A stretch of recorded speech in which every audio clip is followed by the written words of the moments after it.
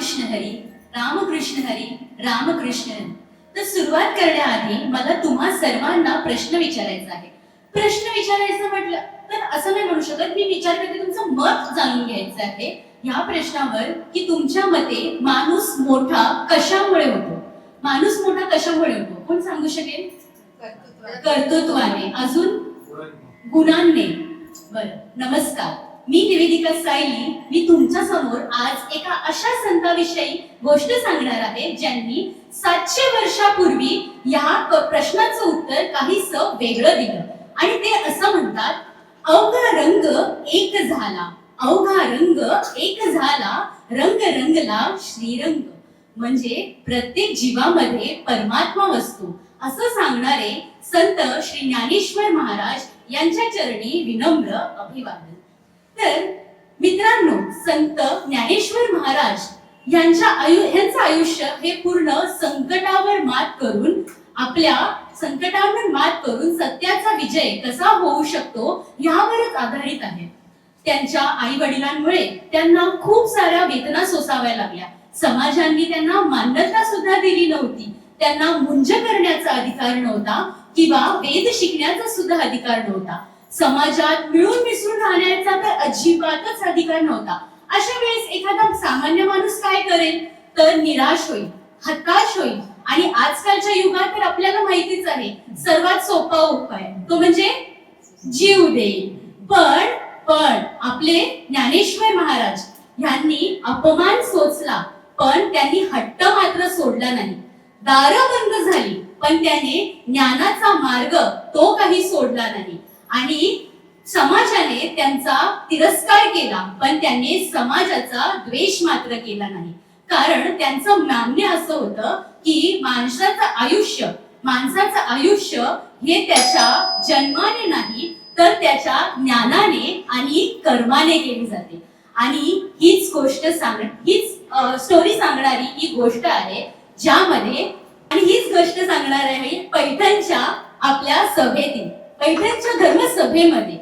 त्यामध्ये काय झालं होतं, चारी भावंड एकत्र बसले होते भोजनासाठी. आणि त्यामध्ये निवृत्ती नावांना प्रश्न पडला. त्यांना असा विचार आला, आई वडिलांना त्यांच्या कर्माची शिक्षा मिळालेली आहे किंवा असं म्हणू शकतो आई वडिलांनी त्यांच्या कार्याचा त्यांना पश्चाताप झालेला आहे. पण आपल्या चौघांना आता एवढा काळ झाला, आता आपल्याला मुंज करण्याची परमिशन किंवा परवानगी मिळाली पाहिजे. आणि त्याच सोबत आपल्याला समाज मान्यता सुद्धा मिळालं पाहिजे. आणि त्यासाठी आपण सर्वजण उद्या पैठणला एकत्र जाऊन धर्मप्राप्ती यासाठी आपण विनवणी करू. आणि तेच दुसऱ्या दिवशी पहाटे उठून चारी भावंड त्याकरिता निघाले. पैठणला पोहोचता तिथे अनेक विद्वान ब्राह्मण तिथे बसलेले होते. आणि चौघांना पाहताच त्यांना त्यांचा तिरस्कार झाला. त्यांनी साऱ्या पंडितांनी तोंड फिरवून घेतली. पण हे बघता त्यातल्या एक जे मुख्य पंडित होते त्यांनी महाराजांना प्रश्न विचारला. आपण त्या काळी महाराज नाही म्हणू शकत, त्या काळी त्यांना नॉर्मल सामान्य व्यक्ती मानलं जात होते आणि तिरस्कार केला जात होता. तेव्हा त्यांना येण्यामागचं कारण विचारलं. तेव्हा ते म्हणाले की आम्हाला धर्मप्राप्ती हवी आहे, आम्हाला धर्म शुद्धीचं पत्र हवं आहे, त्याच सोबत आम्ही मुंज करण्याची परवानगी घेण्यासाठी इथे आलेलो आहोत. हे ऐकताच विद्वान पंडित एकदम हसले आणि हास्य स्वरूपात ते म्हणाले की मुंज करायची आहे, तुमच्या आई वडिलांनी जी कर्म केली आहे त्यांची शिक्षा त्यांना मिळालेली आहे आणि त्याचा पश्चाताप त्यांना झालेला आहे.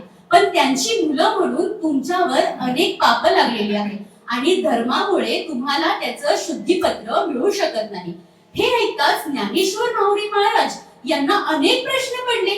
महाराज म्हणाले, धर्म कसला हा धर्म? मानवतेचा धर्म तर तुम्ही विसरला आहात. आणि आत्मा तर शुद्धच असते, त्यासाठी त्याला शुद्ध पत्राची काय गरज? हे ऐकताच पंडित त्यांना म्हणाले, बालका इकडे ये, तुले खूप जास्त बोलतो तुझ्या वयाप्रमाणे, तर तुझं नाव काय? त्यावर ज्ञानेश्वर महाराज म्हणाले, माझं नाव ज्ञानेश्वर. हे ऐकताच ज्ञानेश्वर म्हणाले, ज्ञानेश्वर म्हणजे ज्ञाना. तुला तिथे तो रेडा दिसतोय त्याचं सुद्धा नाव ज्ञाना, तो पण ज्ञाना आणि तू पण ज्ञाना, म्हणजे दोघं एकच. हे ऐकताच पूर्ण धर्मसभेभर हास्याची लाट पसरली. आणि सगळे त्या ज्ञानेश्वरावर खिदी हसू लागले. पण ज्ञानेश्वर आता सुद्धा खचले नाही. ते समोर आले आणि त्यांनी म्हणाले, हो बरोबर आहे, त्याच्यात देखील जीव आहे, माझ्यात देखील जीव आहे, म्हणजे आम्ही दोघं एकच झालो, त्यामध्ये काहीच व्यर्थ नाही. हे ऐकताच दुसरा पंडित तिथून धावत आले आणि दुसऱ्या पंडितांनी विचारले, तू म्हणतोस त्याच्यात जीव आहे आणि तो सुद्धा त्याच्यात सुद्धा परमात्मा बसतो, तर मग त्या रेड्याच्या मुखातून तू वेद म्हणून दाखव. हे ऐकताच परत एकदा धर्मसभेमध्ये शांतता पसरली आणि सगळ्यांच्या नजरा त्या ओढल्या गेल्या ज्ञानेश्वराकडे. आता ते म्हणणार तरी काय, आता ते करणार कसं, आपल्या रेड्याच्या मुखातून वेद कसं म्हणून घेणार. त्यावरून ज्ञानेश्वर माऊली काही म्हणाले नाही. ते गप्पपणे त्या रेड्याजवळ गेले, त्याच्या मस्तकावरून हात फिरवला आणि त्यावर ते म्हणाले, ओम असं ऋगमंत्र त्या रेड्याच्या कानात म्हणू लागले. थोड्याच वेळानंतर रेड्याच्या मुखातून निनाद सुरू झाला तो मंत्राचा, ऋग्वेद मंत्राचा. आणि हे ऐकताच पूर्ण धर्मसभा आश्चर्यचकित झाली की असं कसं रेड्याच्या मुखातून एक आवाज येऊ शकतो किंवा रेडा कसा काय बोलू शकतो.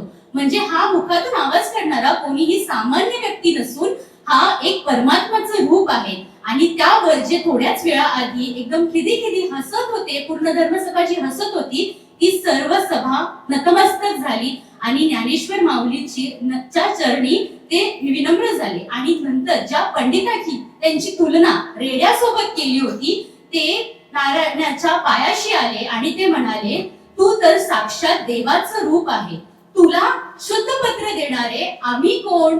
आणि हे ऐकताच त्या क्षणी ज्ञानेश्वर महाराजांनी कुठलाही चमत्कार करण्यापेक्षा त्यापेक्षा मानवतेचा, धर्माचा अहंकार मोडला होता आणि जगाला शिकवलं, ज्ञानाला कुठल्याही जातीची गरज नाही आणि धर्माला कुठल्याही ज्ञानाची गरज नाही. आपण सर्व ईश्वराच्या मध्ये सर्वजण एकच आहोत. बोला ज्ञानेश्वर माऊली महाराजांचा. धन्यवाद.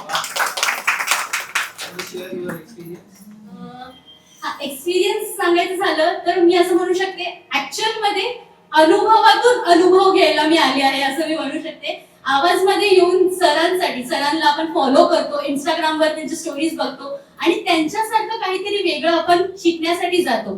तर तो जो त्यांचा अनुभव आहे तो अनुभव आज मला मिळतो आहे. म्हणून असं मी म्हणेन, अनुभवातला अनुभव शिकण्यासाठी मी इथे आले आणि मला त्याचं खूपच छान येतं. आजकालच्या आपल्या चॅट जीपीटी एआयच्या जमान्यामध्ये आपण तो स्क्रिप्ट न वाचता आपण स्वतः कसं ते वाचलेलं आपलं ज्ञान आहे ते आज सत्यात उतरू शकतो.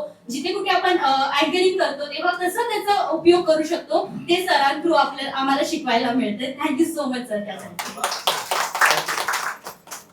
धन्यवाद आणि अभिनंदन.